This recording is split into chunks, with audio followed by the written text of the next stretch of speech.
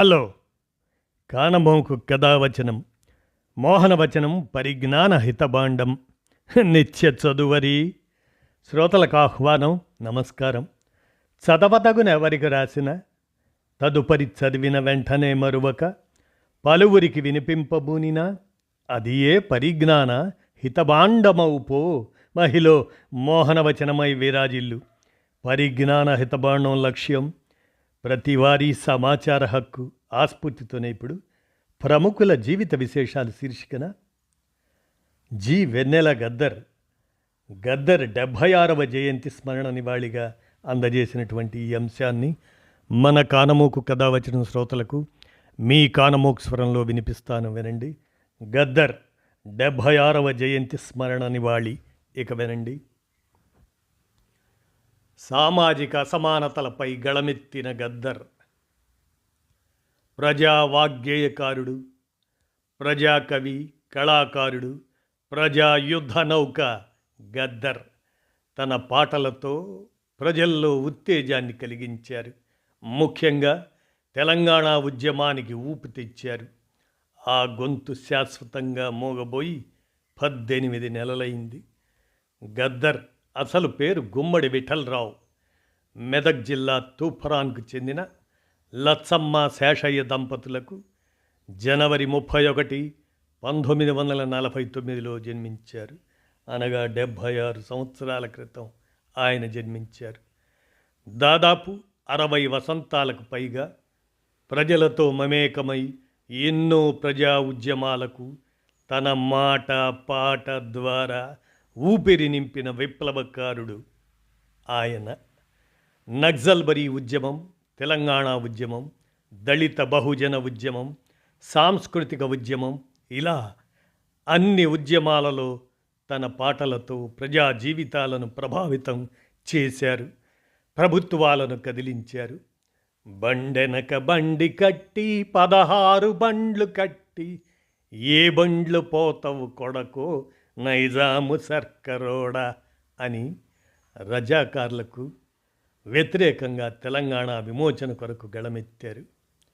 1980లో చాలా ఇళ్లల్లో భద్రం కొడుకో నా కొడకో కొమరన్న మదన సుందారి అంటూ భారతదేశం భాగ్యసీమరా, సకల సంపదలు గల దేశమున దరిద్రమెట్లుండెనో నాయన, నీతిగల్ల మన దేశంలోన అవినీతెందుకు పెరిగిపోయే అనేటువంటి పాటలు వినిపించేవి. చుండూరు దళితల్వ ఊచకోతకు వ్యతిరేకంగా జ్ఞానం ఒక్కరి సొత్తు కాదన్నా అది సర్వజాతుల సంపదరోరన్నా దళిత పులులమ్మా అనే పాట జనాన్ని ఉర్రూతలూగించింది. నిజామాబాద్, హైదరాబాదుల్లో గద్దర్ విద్యాభ్యాసం చేశారు. 1975లో కొద్ది కాలం కెనరా బ్యాంకులో ఉద్యోగం చేశారు. తెలంగాణ ఉద్యమ సమయంలో గద్దరు పాడిన పొడుస్తున్న పొద్దు మీద నడుస్తున్న గానమా పోరు తెలంగాణమా అనే పాట ఎంతటి ప్రభావం చూపిందో ప్రత్యేకంగా చెప్పాల్సిన పని లేదు. ఉద్యమం అప్పటిదాకా ఒక ఎత్తు, ఆ పాట తర్వాత మరొక ఎత్తుగా కొనసాగింది. గద్దరు ఆట పాట కోట్లాది మందిని కదిలించింది. ఉద్యమాన్ని ఉరకలెత్తించింది. అమ్మా తెలంగాణమా, అడవి తల్లికి వందనం, ఇలాంటి వందలాది పాటలతో ప్రభావం చూపారు గద్దర్. జనం గోసను తన పాటల ద్వారా వినిపించారు. గద్దర్ ఒక సంచలనం, ఆయన పిలుపు ఒక ప్రభంజనం. గద్దర్ పాట విని రోమాలు నెక్కపొడుచుకొని వారు ఉండరు. కొన్ని వేల మంది ఉద్యమం బాట పట్టారు. నీ పాదం మీద పుట్టుమచ్చనై అనే పాటకు నంది అవార్డుకు ఎంపికయ్యారు గద్దర్. కానీ దాన్ని స్వీకరించేందుకు తిరస్కరించారు. పీపుల్స్ వార్, మావోయిస్టు ఉద్యమం, తెలంగాణ ఉద్యమాల్లో తన గొంతు వినిపించారు గద్దర్. తన గళంతో కోట్లాది మంది ప్రజలను ఉత్తేజపరిచారు. దేశంలో దళితుల ఆత్మహత్యలపై, దళితుల హత్యలపై ఆయన అవిశ్రాంతంగా పోరాటం చేశారు. నకిలీ ఎన్కౌంటర్లను తీవ్రంగా వ్యతిరేకించారు. అమరవీరుల కుటుంబాలకు చేయూతనిచ్చేవారు. పీపుల్స్ వారు పార్టీ క్యాడర్ రిక్రూట్మెంట్ ఆయన పాటల ద్వారా ప్రభావితమైంది. చాలామంది సానుభూతి పరులు, పౌర ప్రజా సంఘాలు, హక్కుల సంఘాలు, మహిళా సంఘాలు, దళిత బహుజన సంఘాలలో సాంస్కృతిక విప్లవం తెచ్చిన వ్యక్తి గద్దర్. ఆయన పాటలతో ఉత్తేజమై ఎందరో నక్సల్ ఉద్యమంలో చేరారు. ఈ క్రమంలోనే 1997 ఏప్రిల్ 6న గద్దర్పై హత్యాయత్నం జరిగింది. నాడు మరణం అంచుల దాకా వెళ్ళి ప్రాణాలతో బయటపడ్డారు. 1969 తెలంగాణ ఉద్యమంలోనూ గద్దర్ చురుగ్గా పాల్గొన్నారు. భావజాల వ్యాప్తి కోసం ఊరూరా తిరిగి బుర్ర కథలతో ప్రచారం చేసేవారు. అలా ఆయన ప్రదర్శనను చూసిన సినిమా దర్శకులు బి నరసింహరావు భగత్ సింగ్ జయంతి రోజున ఒక ప్రదర్శన ఏర్పాటు చేశారు. ఆ తర్వాత ప్రతి ఆదివారం ఆయన ప్రదర్శనలు ఇచ్చేవారు. 1971లో బి నరసింహరావు ప్రోత్సాహంతో గద్దర్ ఆపరా రిక్షా పేరుతో తన మొదటి పాట రాశారు. ఆయన మొదటి ఆల్బం పేరు గద్దర్. ఇదే ఆయన పేరుగా స్థిరపడింది.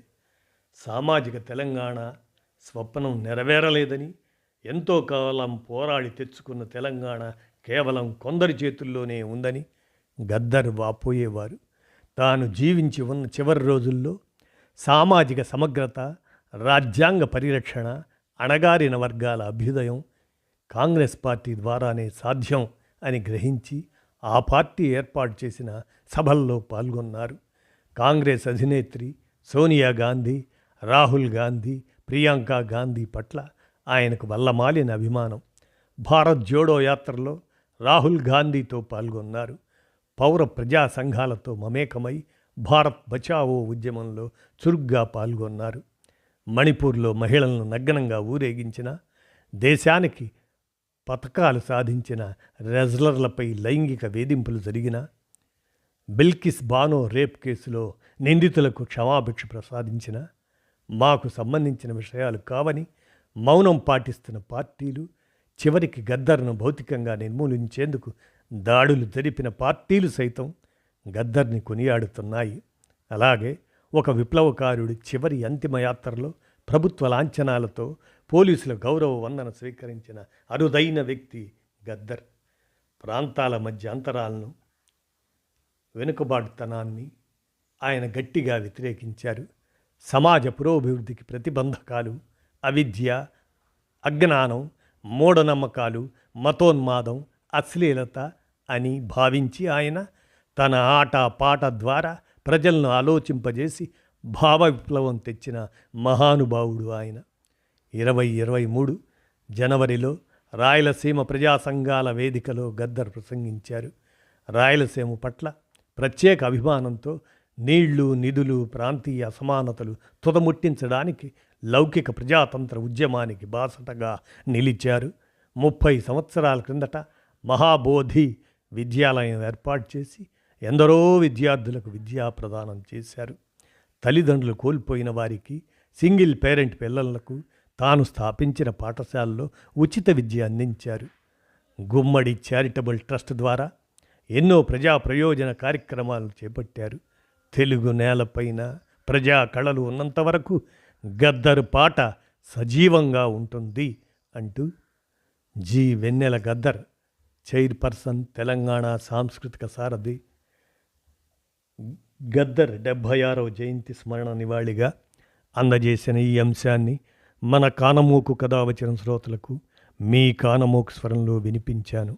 విన్నారుగా, ధన్యవాదాలు.